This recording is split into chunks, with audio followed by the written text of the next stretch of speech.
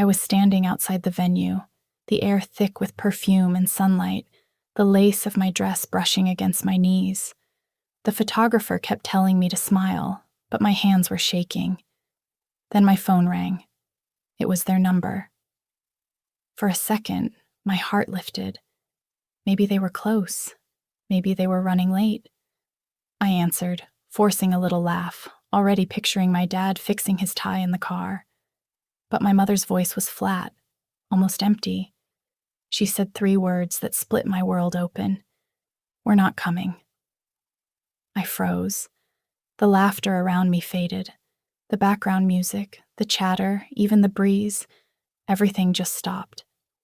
I waited for her to explain, to say there'd been an accident or a misunderstanding, but there was nothing, just silence, and then the click of the call ending. I tried calling back, again and again, but they didn't answer. My maid of honor touched my arm, whispering that it was time to walk down the aisle. I nodded, but I couldn't feel my legs. As I stepped forward, I saw the empty chairs reserved for them in the front row, 2 white ribbons tied around them, fluttering like ghosts. People noticed. I could feel their eyes, their pity, their confusion. Someone whispered, "Where are her parents?" And suddenly, all the strength I'd built up over the years, every sacrifice, every apology I'd ever made to keep the peace, it all cracked inside me. The vows felt like a blur. I smiled when I was supposed to, said "I do" with a trembling voice, but my heart wasn't in that moment. It was somewhere else, back in the kitchen where I used to scrub floors for hours while pregnant, back in that tiny house that smelled like bleach and resentment. I thought of how they'd made me believe that obedience meant love, that family meant duty. I'd done everything they asked, even when it hurt. As the ceremony ended, I stood beside my new husband, hearing claps that sounded hollow. I told everyone my parents couldn't make it. "They're unwell," I said, smiling for the cameras. But inside, I was breaking apart. The sun hit my face as the guests moved toward the reception, and I felt small, almost invisible, like the little girl who'd once waited by the window for her father to come home, and learned that sometimes he just didn't.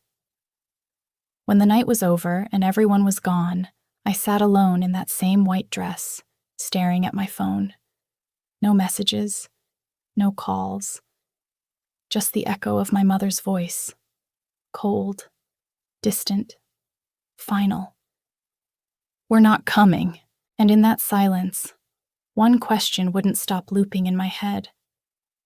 After everything I did for them, after every sacrifice, every chance I gave them to see me happy, why? I used to think my parents' love was the safest place in the world, the kind that wrapped around you like a blanket, warm, familiar, unquestionable. Growing up, I did everything they asked. I studied hard, stayed polite, kept my voice small and my dreams smaller. They said it was for my own good. And I believed them, because love was supposed to sound like protection, wasn't it? When I found out I was pregnant, I was terrified but hopeful. My fiancé was supportive, but money was tight. My parents were the first people I called. My mother didn't scream, didn't even sound surprised. She just sighed and said, "Come home. We'll help you." My father agreed, his voice calm, reassuring. I thought maybe this was the moment they'd finally see me as an adult, a woman building her own family. Moving back home felt safe at first. My mother cooked my favorite meals. My father brought me prenatal vitamins and told me not to worry about a thing. They said they wanted me to rest, to save for the baby. It sounded like love, and I wanted so badly to believe that it was. But soon, small things began to shift. My mother would ask me to clean the house because it keeps you active. My father would remind me that since they weren't charging rent, helping around was only fair. I told myself it was normal, that they were just old-fashioned. But the tone was changing. Little sighs when I sat down too long, quiet disappointment when I spent time with my fiancé instead of them. Every gesture of kindness came with invisible strings. When they bought baby clothes, my mother said, "You'll name her after my mother, right?" When they paid a bill, my father would say, "Don't forget who's really taking care of you." It wasn't love I was wrapped in, it was control. A gentle kind, almost impossible to see until it tightened around you. They never raised their voices, never threatened, never had to. They knew how to make guilt sound like gratitude. Looking back, I can see the signs so clearly, the way they smiled when I apologized, the quiet satisfaction in their eyes when I gave in. But at the time, I thought it was peace. I thought I was safe. I didn't know then that moving back meant giving up my freedom, and that the home I trusted most was already preparing to break me. At first, I told myself it was temporary, that once the baby came, things would calm down. But every day in that house began to feel like a quiet punishment for daring to grow up. My parents never said it out loud, but I could feel it in the way my mother looked at me, like I had brought shame into her perfect little world. The morning started early. Even when nausea clawed at my stomach, my mother expected breakfast ready by 7. If I moved too slowly, she'd tap the counter impatiently and say, "You used to be more responsible before that man ruined you." My father wouldn't look up from his newspaper. He'd just mutter, "She's learning." I wasn't learning. I was shrinking. The house became a test I could never pass. There was always dust I'd missed, dishes not washed fast enough, a tone in my voice that she didn't like. I'd spend hours scrubbing floors until my back ached, the smell of bleach stinging my nose, the baby inside me kicking softly like it could feel my exhaustion. When I sat to rest, my mother would appear in the doorway and say, "Don't get lazy now. You're lucky to even have a roof over your head." At dinner, I'd serve their plates, then eat standing by the counter. My father would talk about his co-workers' daughters, how successful they were, how they made their parents proud. I'd smile, pretending not to understand the message. The worst moments came when I tried to push back. One afternoon, when my ankles were so swollen I could barely stand, I told my mother I needed to rest. She froze, spatula in hand, and said, "Do you know how ungrateful you sound right now? After everything we've done for you?" Her words were sharp, practiced, like she had rehearsed them all her life. And I apologized. Again. That night, I cried quietly in my old room. The wallpaper faded, the air heavy with detergent and silence. I could hear them laughing downstairs, the clink of their dishes, the TV humming in the background. It felt like being erased in slow motion. One evening, my hand slipped while carrying soup to the table. The bowl crashed, spilling across the floor. My mother gasped, my father sighed, and before I could move, she snapped, "Get it cleaned up." I was 8 months pregnant, trembling, holding a rag as they sat back down to eat, the sound of their forks scraping the plates echoing through the room. On my knees, I wiped up the mess, the smell of broth mixing with tears I refused to let fall. My mother didn't look at me. My father didn't speak. In that moment, something inside me cracked. Not loudly, not all at once, just a small, silent break that no one noticed. I realized then that I wasn't their daughter anymore.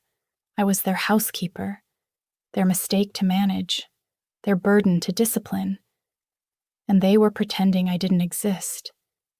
It started with whispers, the kind that never reached me directly but hung in the air long enough for me to feel their shape. At first, I thought I was imagining it. My mother's phone calls would get quieter when I entered the room. My father would hang up mid-sentence, giving me a tight smile that didn't reach his eyes. Then one afternoon, I walked past the living room and heard my aunt's voice through the speakerphone. My mother laughed softly and said, "She means well, but she's gotten lazy since the pregnancy." I keep telling her, motherhood isn't an excuse to sit around. I froze. Lazy. The word hit harder than I expected. I stood there with a basket of laundry in my hands, listening to her rewrite my life in real time, turning my exhaustion into weakness, my silence into defiance. It became a pattern. Whenever relatives visited, she played the doting mother, sighing about how much work it was to guide me back to responsibility. My father nodded in agreement, pretending to be patient, the hero of a story where I was the troubled child. Every time I tried to defend myself, they made me regret it. If I said I was tired, my father would laugh and say, "You've always been dramatic." If I pointed out their lies, my mother would clutch her chest and whisper, "How could you say that to your own mother?" It was like fighting smoke. Every truth I grabbed slipped through my fingers. One night, while folding baby clothes in the kitchen, I heard her voice again, low and syrupy on the phone. "She'll thank us one day for keeping her grounded," she said. "A girl like her needs discipline." I stood in the dark, holding a tiny onesie, realizing she didn't see me as her daughter anymore, just a story she could control. That night, I lay awake, staring at the ceiling, my heart pounding with something new. It wasn't anger yet, just awareness, a flicker of something sharp and clear forming behind the ache. They weren't helping me rebuild my life. They were keeping me small enough to fit inside theirs. And I was finally starting to see it. It happened on a Wednesday, the kind of day that felt like every other. The smell of bleach filled the hallway, the mop heavy in my hands. My feet ached, my back screamed, and my belly felt like a stone pressing against my ribs. I was 7 months pregnant, but in that house, rest wasn't part of the vocabulary. My mother sat on the couch, scrolling through her phone, pretending not to see me struggling. My father was watching the news, his voice sharp as ever. "You missed a spot," he said without looking up. I forced a smile I didn't feel and kept moving the mop back and forth until my vision started to blur. I remember the sound first, the bucket tipping over, the water spreading across the tiles. Then everything went white. The next thing I knew, I was on the floor, the world spinning around me, my palms pressed against the cold tiles. My father stood over me, his voice slicing through the ringing in my ears. "Get up!" he snapped. "Stop being dramatic." My mother appeared in the doorway, her expression flat. "You can't even handle a little housework?" she muttered. "Pregnancy isn't an illness." Their words cut deeper than the fall ever could. I tried to speak, to explain that something wasn't right, but my voice came out as a whisper. When the neighbor, hearing the noise, rushed in and called an ambulance, my parents just stood there, annoyed, not worried. At the hospital, the doctor frowned after checking my vitals. "You're severely exhausted," he said. "Too much stress, not enough rest. You need to slow down." For you and the baby, I nodded, but inside I was numb. When I got back home, they didn't ask what the doctor said. My father turned up the TV. My mother complained about the wet floors I hadn't finished cleaning. I went to my room, lay down, and stared at the ceiling fan turning slowly above me. Something inside me felt different. Not broken, not exactly. More like something that had been quietly bending for months had finally reached its limit. For weeks, I'd swallowed every insult, convinced myself it would get better, that love would eventually outweigh cruelty. But that night, I saw them clearly. Not as parents, not even as people who loved me once. Just two strangers who used the word family as a weapon. I turned on my side, hand resting on my stomach, feeling my baby's faint kicks beneath my palm. I whispered, "I'll protect you. Even if it means protecting you from them." Something in me broke that night, but not the way they expected. When Daniel slipped the ring onto my finger, I cried before I even said yes. Not because it was the most expensive ring. It wasn't. It was simple, silver, with a small stone that caught the light just right. It wasn't about money. It was about being seen. About someone finally choosing me for love, not for what I could do. For a moment, the world felt kind again. But when I told my parents, their faces stayed blank. My mother barely looked up from the dishes. "That's nice," she said flatly, like I'd told her I'd bought new curtains. My father didn't even glance up from his phone. "So, when's he moving in?" he asked, a half smile on his lips that didn't reach his eyes. They didn't ask how he proposed. They didn't ask how I felt. They only asked if I'd still be helping around the house until the wedding. When I mentioned the date, my mother sighed. "So soon? You just expect us to drop everything?" Then she laughed, that light, sharp kind of laugh that meant she wasn't joking. "Who's going to cook when you're gone?" My father joined in, shaking his head. "He's a mechanic, right? Can't even afford a real ceremony?"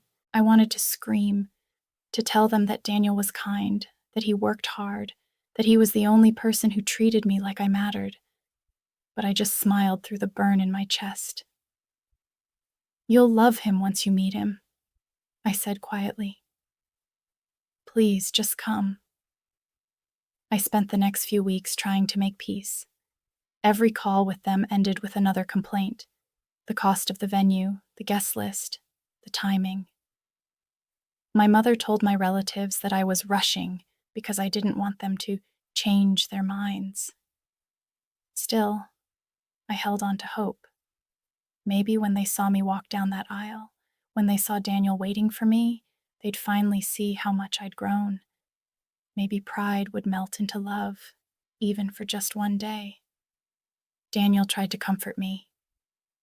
"They'll come," he said, holding my hand.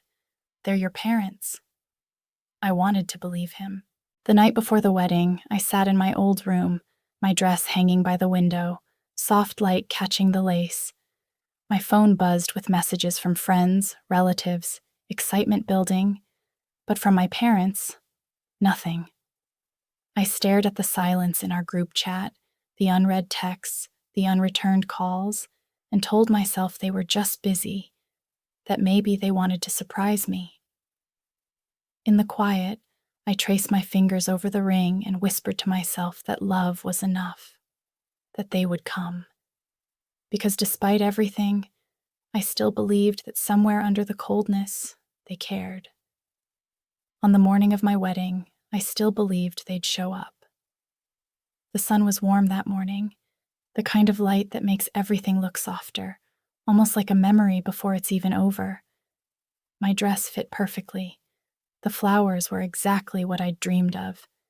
Everyone said I looked radiant, but as I walked down the aisle, my eyes went straight to the front row and to the 2 empty chairs that should have held my parents. For a split second, I froze. The music played, people smiled, but all I could see were those chairs. The emptiness felt louder than the vows being spoken. Daniel caught my glance and squeezed my hand gently, his eyes saying what words couldn't. "Keep walking." So I did, step by step, pretending it didn't hurt, pretending the people I'd spent my whole life trying to please hadn't just erased themselves from one of the most important days of my life. The ceremony was beautiful. Everyone clapped, we kissed, and cameras flashed. I smiled until my cheeks ached. I posed for photos, laughed with guests, cut the cake, danced to songs that were supposed to mean joy. But inside, it felt like grief. Slow, heavy, unspoken. When the night finally ended and the crowd thinned, I sat alone in the dressing room, the muffled music fading behind the door. My phone buzzed. My heart leapt for a moment. Maybe it was them. Maybe they'd changed their minds. But the message on the screen was short, cold. "We decided not to come. You've made your choices, no apology, no explanation. Just a sentence that sounded like a punishment, like love was a privilege I'd lost. I read it again and again, trying to understand how parents could turn something so sacred into something cruel. The words didn't just sting, they hollowed me out. Daniel knocked softly, asking if I was okay. I wiped my face, forced a smile, and told him it was nothing. But deep down, something inside me had shifted. That text became the moment I stopped hoping they'd change. The pain hardened into something else, something sharper, quieter. They thought skipping my wedding would teach me a lesson. It did. Just not the one they intended. The days after the wedding felt strangely quiet. No arguments, no cold glances, no manipulative comments. Just silence. The kind that hums in the background like static. I called them the first week, twice, then 3 times. No answer, not even a text. My messages stayed unread, like I didn't exist anymore. Relatives started calling instead. Some were confused, others too curious. "Your parents are hurt," one aunt whispered over the phone. "They said you embarrassed them." That you spoke to them with disrespect, I wanted to laugh, but it came out as a tremor instead. Disrespect? For what? Getting married without asking their permission on every detail? For choosing happiness without their approval? I didn't bother explaining. It wouldn't matter. By then, they'd already rewritten the story, casting themselves as the wounded parents and me as the ungrateful daughter who'd turned her back on them. And people believed it. Because they always did. My parents had a way of sounding noble even when they were cruel. So I stopped trying. Daniel would catch me staring at my phone sometimes, my thumb hovering over their contact name, but I'd always set it down again. I told myself I was done reaching out, that I had my own life now, my own family to build. When I found out I was pregnant, I felt something inside me shift. This new life growing inside me deserved peace, not the kind of love that comes with conditions. Still, part of me wanted to call them, to tell them they were going to be grandparents. I even typed the message once. "We're having a baby." Then I deleted it.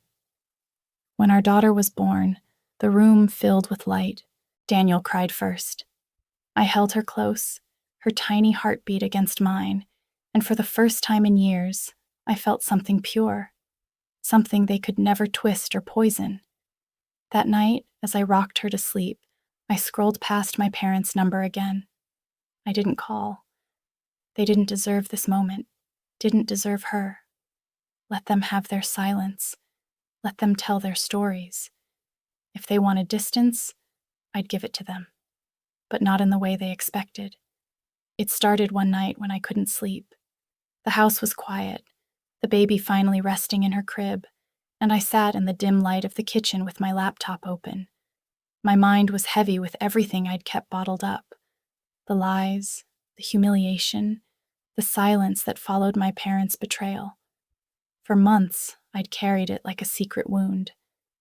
But that night, something inside me snapped. I opened a blank page and started typing. At first, it wasn't meant for anyone else to read.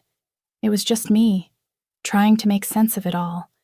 Every manipulation disguised as love, every time they twisted my words until I doubted myself.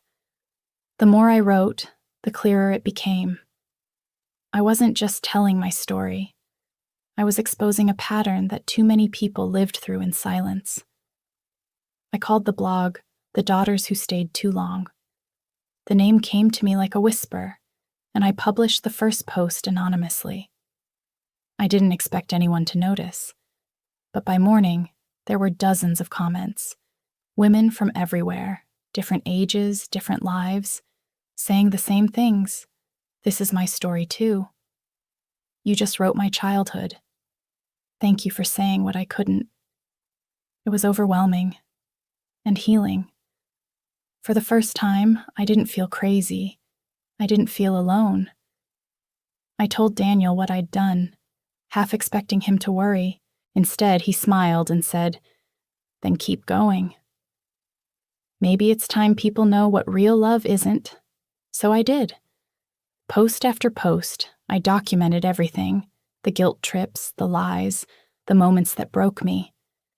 I never used their names, but I didn't need to. The truth didn't require them to be visible. It spoke for itself. Within weeks, the blog took off. Thousands of shares, messages flooding in, stories from other daughters, wives, sisters, each one echoing mine. I started late-night group chats for women who needed to talk, who needed to be believed. It became more than a blog. It became a quiet movement. Then something unexpected happened. My parents' perfect image began to falter.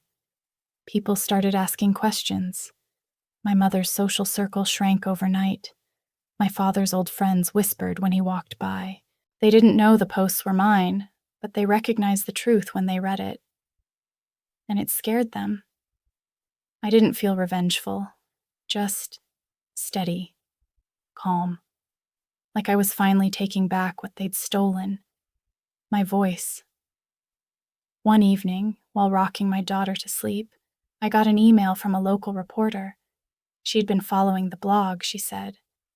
She wanted to interview me, to talk about emotional abuse within families.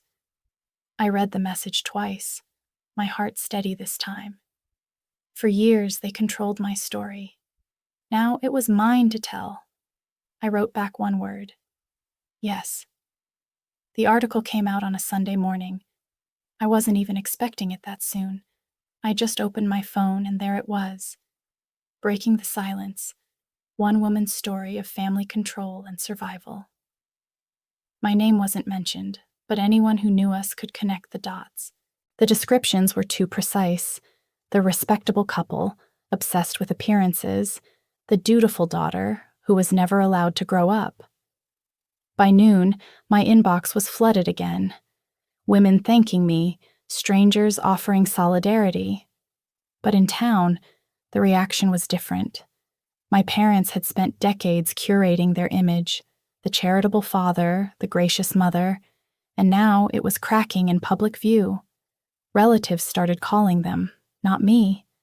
A cousin messaged, "What did you do to her?" And I knew she wasn't talking to me. By evening, the phone calls started.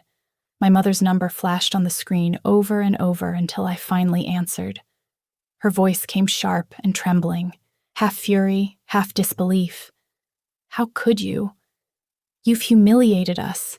Everyone knows it's about us. Do you have any idea what you've done to this family?" For once, I didn't shrink. My voice didn't shake. "I told the truth," I said. "You've destroyed your own parents," she spat. I took a breath, steady, the words landing with a calm I'd never known before. "No, you did that yourselves." There was silence, thick, angry, stunned. Then she hung up. After that, the silence became permanent. The small-town smiles they once commanded turned to whispers. Neighbors avoided eye contact. My father stopped showing up at church. My mother deleted her social media. The empire they'd built on control and reputation crumbled, not through my vengeance, but through exposure. The truth did what I never could. It made them accountable. I didn't feel joy. I didn't even feel guilt. Just release. A few weeks later, I mailed an invitation, pastel pink, embossed with tiny gold stars, for my daughter's first birthday. Not as an olive branch, but as a final act of closure. I sent one to each of them, with the return address printed clearly on the envelope. 2 weeks passed. Then one morning, the mailman slid a familiar envelope through our slot. I turned it over and saw the red stamp across the front. Return to sender. I smiled, not bitterly, but peacefully. Some doors, once closed, never needed to open again. It was late afternoon when I saw them, standing at the foot of my apartment steps, clutching each other like lost tourists in a foreign city. My father in his old gray jacket, my mother in the same pearl earrings she wore to church every Sunday, when appearances still mattered. For a moment, I thought I was imagining it. Months had passed since the article, since any word at all, but there they were, smaller than I remembered, fragile in the fading light. My mother's eyes filled instantly. "We just wanted to see you," she said, her voice trembling with rehearsed guilt. Before I could answer, she stepped forward and tried to hug me. I froze. Her perfume, once comforting, now made my stomach twist. My father spoke next, his tone measured, almost diplomatic. "Things got out of hand. We never meant for it to go that far." He didn't say sorry. He couldn't. He spoke in circles, like always, trying to paint their cruelty as misunderstanding, their manipulation as care. "You were young," he said softly. "We only wanted you to have structure."